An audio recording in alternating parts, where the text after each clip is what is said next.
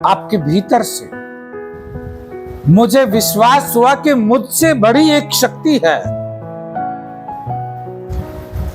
यानी आपने रचयिता को स्वीकार किया कि आपसे बड़ी कोई शक्ति है जो हर चीज को ऑर्गेनाइज कर रही है।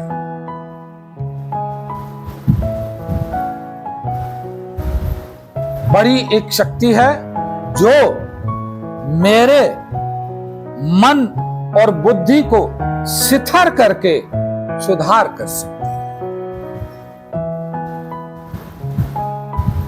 क्या करके? शिथिल, शांत करके सुधार कर सकती है। एक्सेप्टेंस क्या है? शांत करने का रास्ता है, स्वीकृति। जितना ज्यादा आप खुद को स्वीकार करते जाओगे, आपकी बुद्धि उतना ही शांत होती चली जाएगी। जब आपकी बुद्धि शांत होगी तो आप अपनी गलतियों को देखने समझने में सक्षम हो जाएंगे। क्या हो जाएंगे? सक्षम। जब आपकी बुद्धि शांत होगी तब, और जब आप समझ पाओगे तो आप बदलने की शक्ति भी अर्जित कर पाओगे। गाड़ी चलाना, जिस आदमी ने साइकिल भी नहीं चलाई है उस आदमी को आप स्टीयरिंग पे बैठा दो, गाड़ी चलाओ, वो समझा ही नहीं तो चलाएगा कैसे कि इसको चलाते कैसे है, इसमें है क्या क्या। लेकिन अगर वो समझ जाएगा कि ये स्टीयरिंग है, ये ब्रेक है, ये क्लच है, ये गियर है, ये रेस है, ये साइड शीशा देखते हैं, इधर का देखते हैं, आगे देखते हैं, इतना गैप, जब वो इन सब चीजों को समझ जाएगा तो उसी के दिमाग में गाड़ी को चलाने की क्षमता उत्पन्न हो जाएगी। अगर नहीं समझेगा तो वही दिमाग गाड़ी को चलाने में असमर्थ रहेगा। तो आपकी बुद्धि को ही डेवलप होना है, बाहर से कुछ नहीं आना है। कहीं कोई आप सोचते हो कि कोई मंदिर, कोई पीर, कोई ताबीज या कोई और चमत्कार हो जाएगा और आपका नशा छूट जाएगा। ज्यादातर नशेड़ियों का मन एक सपना दिखाता है कि यार कुछ ऐसा हो जाए कि बस नशा करने का मन ही ना करे। मतलब तुम मत करना कुछ, मन ही नशा करने की इच्छाओं का त्याग कर दे, अपने आप कोई और ही कर ले। मन को तो जिस साइंस, जिस टेक्नोलॉजी के साथ प्रकृति ने तैयार किया है, वो टेक्नोलॉजी यही है कि वो जिस चीज का स्वाद एक बार ले लेता है उसके स्वाद को वो कभी भूलता नहीं है।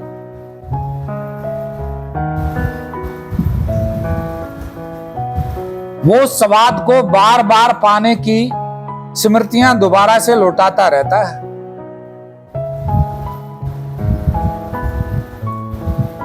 ये तो आपको, अपनी बुद्धि को आपको सुदृढ़, मजबूत और जागरूक बनाना पड़ेगा अपने मन के व्यवहार के प्रति, अपने मन की संवेदनाओं के प्रति। आपको अपनी बुद्धि को तैयार करना पड़ेगा। किसको तैयार करना पड़ेगा? आपकी स्वयं की बुद्धि को तैयार करना पड़ेगा। आपकी बुद्धि में ही वो क्षमता पैदा होगी कि वो आपके मन के द्वारा नशा लेने की संवेदनाओं को जो पैदा करता है, उन संवेदनाओं को आपकी बुद्धि हैंडल कर सके। या कहीं कोई और चमत्कार होगा। क्या होगा? आपकी बुद्धि ही तैयार होगी। और आपकी बुद्धि कब तैयार होगी? जब आप प्रोग्राम को ऑनेस्टी के साथ, श्रद्धा के साथ, विश्वास के साथ फॉलो करेंगे। जब आप इन सिद्धांतों का प्रैक्टिकल इस्तेमाल करेंगे, केवल थ्योरिकल नहीं। कल के सेशन में भी मैंने बताया था कि आपके मन की बेचैनी, आपका मन बेचैन क्यों है, वो क्यों बेचैनी पैदा कर रहा है, जरा इन कारणों के बारे में पूछ कर देखो खुद से कि उस बेचैनी के क्या कारण है। उस बेचैनी के कारणों को आप देखेंगे कि आपका मन इस सिस्टम से भागना चाहता है। जिस सिस्टम में उसकी कड़वी सच्चाई को दिखाने की सामर्थ्यता है, जो दिखाने का प्रयास किया जा रहा है, उस प्रयास से डरकर भाग रहा है वो। इसलिए वो बेचैन है। और आपके अंदर क्या भ्रांति डालता है? आपके अंदर भ्रांति डालता है कि मैं परिवार के बगैर बेचैन हूं, मुझे परिवार की चिंता है, मुझे नौकरी की चिंता है, मुझे खेतों की चिंता है, मुझे फैक्ट्री की चिंता है, मुझे बच्चों की चिंता है। भैया, जिस समय तू घर पे था, उस समय जब तू नशा कर रहा था, क्या तुझे तब फैक्ट्री की, नौकरी की, बच्चों की, खेती की चिंता हुई? तब तो चिंता नहीं हुई तूने कि तू दिन रात नशा कर रहा है, शराब पी रहा है, इसके कारण तेरी नौकरी छूट जाएगी, या तेरे बच्चे खराब हो जाएंगे, या तेरी पत्नी, तेरे माँ बाप को कितनी पीड़ा हो रही है, या तू नशे में बेहोश पड़ा रहता है, तेरी खेती सूख जाएगी, या तेरी बेइज्जती हो रही है, लोग तेरे बारे में क्या सोचेंगे। तब तो कोई चिंता नहीं हुई तुझे, तब तो कोई बेचैनी नहीं दिखाई आपके मन में। फिर आज क्यों? आज इसलिए कि आज उसकी सच्चाई का सामना बार बार कराया जाता है। आज बात यहां होती है अनुशासन की, और ये बिना अनुशासन के जीना पसंद करता है। ये इसलिए बेचैन। ये जो समाज इस रिहाब से बाहर चलता है, वहां भी नियम है। बिना अनुशासन के समाज नहीं चल रहा है, वहां भी अनुशासन है। और ये मन वहां शांति से तभी रह पाएगा जब इसे अनुशासन करने की आप आदत डाल देंगे। अगर आदत नहीं डाली गई तो उसी समाज के साथ टकराव हर रोज रहेगा। क्यों? समाज अनुशासन पर टिका हुआ है और आपका मन अनुशासन का पालन नहीं करेगा, तो रोज टकराव रहेगा। उसी रोज के टकराव से क्या होना है? तनाव, गुस्सा, उदासी, निराशाएं, जिंदगी को गिव अप करने की भावनाएं, ये सब नकारात्मक भावनाएं, दृष्टिकोण रोज पैदा करेगा मन। किस लिए? ताकि आप नशे की मादकता में आसानी से जा सकें, ताकि आप नशे का मजा ले सकें, ताकि उस मादकता का इस्तेमाल करके आप सत्य से मुंह मोड़ सकें,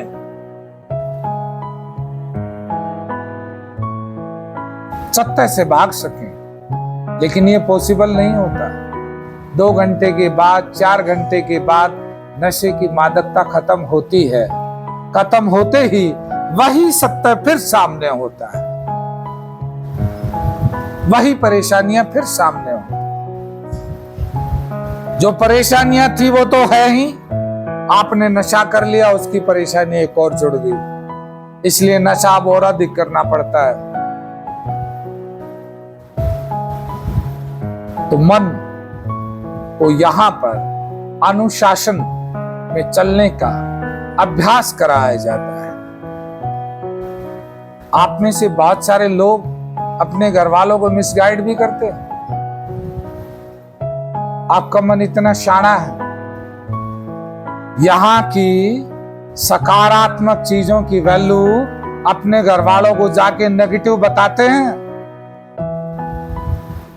कि वहां तो इतनी बुरी तरीके से सजाएं दी जाती हैं, वहां तो इतना ज्यादा दुखी किया जाता है कि आपको क्या पता, बाहर तो आपको अच्छा अच्छा बता देते हैं, भीतर क्या क्या करते हैं आपको क्या पता। ये मानसिक जो बीमारी है, ये बीमारी आपसे करवाती है, आपको मालूम भी नहीं कि आप क्या कर रहे हैं। दरअसल ये आपका मन अपने लिए नशा करने का रास्ता खोलने का प्रयास कर रहा है, ताकि जब आप दोबारा नशा कर लें तो घर वाले आपको दोबारा नशा मुक्ति केंद्र में एडमिट ना कराएं। वही डर होता है ना, उसी डर से बचाने के लिए आपका मन ये मायावी खेल खेल के आपके घर वालों को नकारात्मक नेगेटिव विश्लेषण प्रोग्राम का बताता है, जबकि प्रोग्राम का उद्देश्य तो अलग ही है। ये तो अनुशासन का पालन आपको बता रहा है कि अनुशासन में जीना सीखिए। बिना अनुशासन के लोगों की तो जेलें भरी हैं। अब घरवाले आपको जेल में तो नहीं भेजना चाहते, वो तो आपको एक रिस्पॉन्सिबल व्यक्ति के रूप में देखना चाहते हैं। एक हरामखोर व्यक्ति के रूप में तो नहीं देखना चाहते वो आपको, और ना ही उसकी कोई वैल्यू है। एक हरामखोर व्यक्ति को आत्मसम्मान, प्यार, इज्जत, स्वयं का स्वाभिमान कैसे प्राप्त होगा? वो तो कर्म से होता है, कार्य से होता है, जिम्मेदारियां उठाने से मिलता है। और जिम्मेदारियां नियमों का पालन करके ही उठाई जाती है। देखो, डकैती मार के परिवार को पालने लगेगा, कितने दिन पाल सकता है? 2 दिन, 4 दिन, 6 दिन, 10 दिन, महीना, 2 महीना, साल, 2 साल, आखिरकार किसी दिन फंसेगा। 2 साल में 1000 डकैती मार ली, वो सारी इकट्ठी होगा ना, बढ़ा रहे 20 साल तक। तो तरीका नेगेटिव है, उस तरीके से जिम्मेदारियां नहीं उठाई जा सकती। यही चीजें आपको अपने मन को समझानी आपकी जिम्मेदारी है। तो सेकंड स्टेप, बड़ी शक्ति। बड़ी शक्ति, बहुत सारी चीजें परिवार के लोगों ने आपको बहुत पहले ही बता दी थी कि ये चीजें गलत हैं और इसके परिणाम गलत आएंगे, लेकिन आप लोगों ने नहीं माना, आपके मन ने नहीं माना। वो सब चीजें आपने की जो मना की गई थी, आप करने के बाद उसके परिणाम आए। परिणाम आने के बाद आज आप पास्ट में पलट कर देखेंगे तो आप समझ पाएंगे कि बड़ों पर विश्वास कर लेना जीवन का सहयोग है, न कि मूर्खता, न कि कोई छोटापन, न कि कोई गुलामी। अगर उनके द्वारा बताई गई बातों को कर लिया होता तो वो परिणाम नहीं उठाने पड़ते। आज यहां नशेबाज के रूप में आपको नहीं बैठना पड़ता। आज अपने परिवार के लोगों से दूर होना नहीं पड़ता। इसीलिए बड़ी शक्ति में विश्वास, यानी अपने बड़ों पर विश्वास करना। मन को आदत डालनी है कि बड़ों में विश्वास कर। तूने अपनी मनमानियां करके बहुत देख ली, उसके परिणाम बुरे के अलावा कुछ भी नहीं आया है, सिर्फ नशे की गुलामी और बर्बादी ही परिणाम आए हैं। तो आज तो तू बड़ों पर विश्वास कर। रोज रोज मन को सिखाना है। मन रोज इस सेकंड स्टेप को तोड़ने के नए नए तरीके आपको देगा और आपको रोज मन को सिखाना नहीं। बड़े जो कहते हैं, हमारे लिए जो चुनते हैं, उसमें फायदा ही होता है। क्यों? क्योंकि तेरी मनमानियां करके मैंने इतने सालों देख लिया, तेरे अनुसार चलकर मैंने देख लिया, सिवाय नुकसान के और कुछ नहीं मिला। तो सेकंड स्टेप, बड़ी शक्ति में विश्वास। वो जो कहते हैं, वो जो करते हैं, भले ही कड़वा लगे, लेकिन उसमें हमारा फायदा जरूर होता है। क्या होता है? फायदा जरूर होता है। ये बातें केवल मेरे कह देने और आपके सुन लेने से आपके मन के पास नहीं चली जाएंगी। ये बातें आपके रोज लगातार यहां अभ्यास से आप अपने मन में फीड कर पाएंगे, उसकी मेमोरी में फीड कर पाएंगे। लगातार रोज अभ्यास करने से, एक लंबे समय तक अभ्यास करने से आप अपने मन की प्रवृत्ति को, उसके काम करने के तरीके के, उसके लाइफस्टाइल जीने के तरीके को चेंज कर पाएंगे। रोज के अभ्यास से चेंज कर पाएंगे। क्योंकि मन की स्मृतियां इतने सालों की हैं, उसके पैटर्न इतने सालों के बने हुए हैं, नेगेटिव पैटर्न, और वो नेगेटिव पैटर्न इतने कम समय में पॉजिटिव नहीं होने हैं। ये प्रोग्राम का सिस्टम आपके मन के उन्हीं नकारात्मक पैटर्नों को सकारात्मक में परिवर्तन करने के लिए है, जिसकी वैल्यू आप अपने घर वालों को जाके बताते हो कि वहां तो बहुत टॉर्चर करते हैं। किस शब्द का इस्तेमाल करते हैं? टॉर्चर करते हैं। टॉर्चर कहीं पाकिस्तान के जासूस हो के तुम्हारे से कुछ राज उगलवाने हैं? तुम्हारी प्रॉपर्टी, तुम्हारी जायदाद तड़पनी, तुम्हारा खजाना छीन के लाना है? किस बात के लिए टॉर्चर करेंगे? लेकिन नशेड़ी का जो मन है वो बीमारी से ग्रस्त है, इसलिए तो नशेबाज बना है कि घर वालों के द्वारा बताई गई सारी बातों की वैल्यू नेगेटिव निकाली, इसीलिए तो कहना नहीं माना उनका। और इसीलिए तो उन दोस्तों की तरफ गए जिन्हें घर वालों ने बुरा बताया, उन कामों को तुमने जरूर किया। इसमें दोष किसका? तुम्हारे अपने मन का वो नेगेटिव वैल्यू निकाल के देता रहा। यही वो पैटर्न है जो इस प्रोग्राम की भी नेगेटिव वैल्यू निकालता है, और तुम उसे सीख नहीं पाते। दरअसल ये प्रोग्राम तुम्हारे बड़ों के द्वारा बताया गया सारा वो संस्कार, वो ज्ञान ही है, और ये प्रोग्राम कुछ नहीं।